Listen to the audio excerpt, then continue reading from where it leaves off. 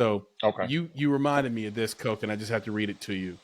And Nick, you talked about it a little bit too, about being a moving train, being working. Yeah. And this is from one of my favorite people, Jerry Seinfeld. So he was quoted saying, back in the 1980s, I had a friend who was teaching a comedy course at the Improv on Melrose in LA.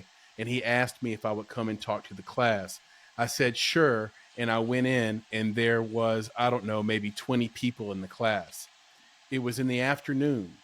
And I went up on stage and I said, the fact that you have even signed up for this class is a very bad sign for what you're trying to do. Mm, The fact that you think anyone can help you or there's anything you need to learn, you have gone off on a bad track because nobody knows anything about any of this. And if you mm, want to do it, what I really should do is I should have a giant flag behind me that I would pull a string and it would roll down and the flag would just say two words, just work. And so I yeah. think of you, Coat, the same way. I think with Nick, what you're saying, the best thing you can do for yourself is work. Have that Yeah. script ready so when you run into Yep. Eddie Griffin, you have something that your friends didn't have. Nick, you talked about me back in my songwriting days. Yep. You know why I ended up doing all the internships at BMI and at Zomba and all these places was because the rest of my singing group back when I was in music, they were all smoking weed and womanizing. I was writing songs, Yeah. playing piano, meeting the executives, trying to figure out the business model, how this is And going on, womanizing. You got to and put at the end. womanizing. I And mean, womanizing. Yeah. At the end of it. Yep. it's a And, yes You just knew how to manage your time better. You know what I mean? and taking mescaline and Yeah. smoking opium. But that's neither here nor there. That's neither Right, here right, nor right. there.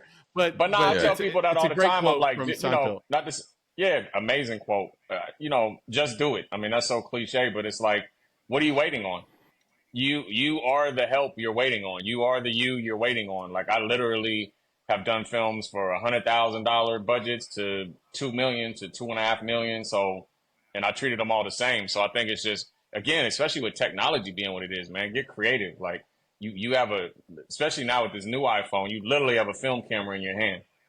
You know, go learn lighting. There's so many. The best college, the best film school college in the world is YouTube because it's free and you can learn There all it the stuff is. the kids are paying 100,000, 200,000, mortgaging their parents' house for. Obviously, you have that option. That's what you should go do while you're young. Definitely go to film school. If you have that option, you have the money, you have the luxury. But if not, there's so many resources online for you to, learn. It can't teach you talent. That's one thing I always say. You can't be taught talent. You can be taught a craft, but you can't be taught talent. It could teach you how to block a shot and light a shot and edit and all that type of stuff. But the talent is something that's got to come from within. So I think that's an amazing speech he gave, and especially with comedy, like going around Eddie. Those guys are gladiators, man. You either are a comedian or you're not. Nobody's gonna Right. teach you to do it. You just jump up on stage one day, get booed, get bottles thrown at you, and you're like, all right, let me try better next time. Okay, they threw one less bottle at me tonight, so those dudes are real. I have so much respect for comedians. Spending all the time with Eddie and being in those comedy clubs and seeing everybody on the rise, from Chris Rock to Chris Tucker to everybody used to come through the Comedy Store when I was up there with Eddie. Like Leslie Jones, who I put in her first film. That's my girl. Gary Owen. All these people in the early days. So I think that was great advice, man. You just gotta go. When you don't have resources, you get resourceful. You never know who might support you, and now they got all these, like what's called crowdfunding and things like that. Yep. Just like we talked about our man Tangerine. That's why I applauded him too, because before he did Stone Tangerine, Baker. his film before that was like a $2-3 million budget, and it didn't really get him the bounce that he wanted. So he had to roll up his sleeves and go back, essentially to making a film school, a student film.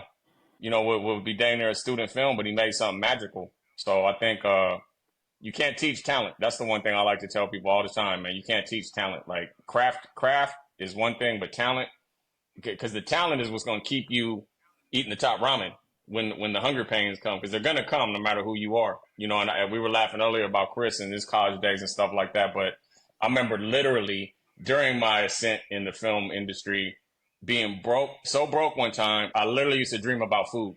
I literally would have dreams about food, and I would wake up and be like, oh man, if I could just eat some In-N-Out or Fat Burger and not this damn top ramen again. Top ramen was a good day. It was some nice. We had popcorn for dinner. Like, but through all that, I always believed in myself. I never ever lost hope. I never ever lost belief. I just knew, for one, I didn't come from money. I didn't come from an entertainment family. I started kind of late because I was a rapper through most of my 20s. So I got into films late, and I just realized, like, one day I just had to suck it up and be like, man, this is going to be a long ass journey. You just got to strap up and keep going, keep getting better. You know, I learned to make films by making films. So I think that's the best way to learn because, you know, and a lot of times I advocate for film school, but sometimes I feel like they don't. When I was at Morehouse, I spoke on this. They don't really learn the film business in film school. That's a whole nother dimension to it. Like, cause you're an entrepreneur. So you got to learn how to make a product too and do your art, which is always, you know, a salsa, you know, to say the least. So yeah, I think that's great advice, man. You just got to get to it. What you waiting on? You got a camera phone, get creative. Yep. So I've seen trash movies shot on the best cameras created, and I've seen amazing movies shot on prosumer cameras, on 7Ds and 5Ds and stuff like that. You know, especially, I really applaud these younger cats and how creative they are, man. I've seen some stuff that really blew me away, done for, you know, next to nothing. 100%, man. That's perfect, man. That's awesome. Nick, All right, Chris. I want to roll the great carpet for you. Yeah. Well, I was just gonna throw it out there because there's one of those things that we do here, Coke. Yeah. Right. Which I wanted to tell. I know that Coke. I don't know if y'all know, but Coke is named after my favorite beverage, Jack and Coke. Okay. You know what I'm saying? That was, funny story though. Jack Daniels, funny story though. You know what I'm saying? Go ahead. Hit it. My mother, you know, the 70s, she actually did a lot of cocaine. So that's why she named me Coke. It had nothing to do with the soda. Fun fact. See that? Put it on Wikipedia. Look at that. Now you know. Yeah, look here. And no one I'm is just half the battle. Yeah, yeah. I tell people all kinds of stuff, especially Hollywood. In my early days, it was so funny. To this day, still, I have to correct people sometimes, especially some of the white executives in Hollywood. They don't want to call me Coke. I don't want to say it. I don't know if it's triggering. I don't know what the problem is, but they just like, there it is. Triggering. I corrected somebody a couple of weeks ago. They called me Damon. I'm like, who are you talking to? My name is Coke. Do you call Spike Lee Sheldon? Do you call Woody Allen? You call Woody Allen whatever his real name is? Don't call me by my real name unless you're my family member. My name is Coke. You know what I mean? So, but just a fun fact on that. So in my rapper days, I got that name from Coke LaRock, who was actually the first rapper to ever touch a mic, along with Kool Herc. Kool Herc used to DJ the parties, and Coke LaRock was the one that rapped. So I named myself after Coke LaRock. And as a rapper, it just stuck. So when I moved into films, I didn't want to change and use my regular name because, you know, just young and thinking about your homies. And they're going to be like, you didn't do that movie. It said Damon Daniels on it. It didn't say no Coke on that movie. But honestly, too, Eddie Griffin, too, though, he used to always Coke Daniels this, Coke Daniels that, Coke Daniels this. And after a while, it just stuck with me where I'm like, and to this day, people are like, man, your name is so dope, man. Like, it fits you. It fits you being a filmmaker. And so it's another thing I attribute to Eddie because I just be like, hey, it's Coke. But to this day now, I'll be like, hey, it's Coke Daniels. You know what I mean? So. Yep. That's and awesome. It's your favorite drink. I love it. Yeah. It's your favorite drink. You know, my favorite drink is a Jack Daniels with Coke. That's what I'm saying. It is Coke. You see, Coke Daniels, Jack and Coke. It's just perfect.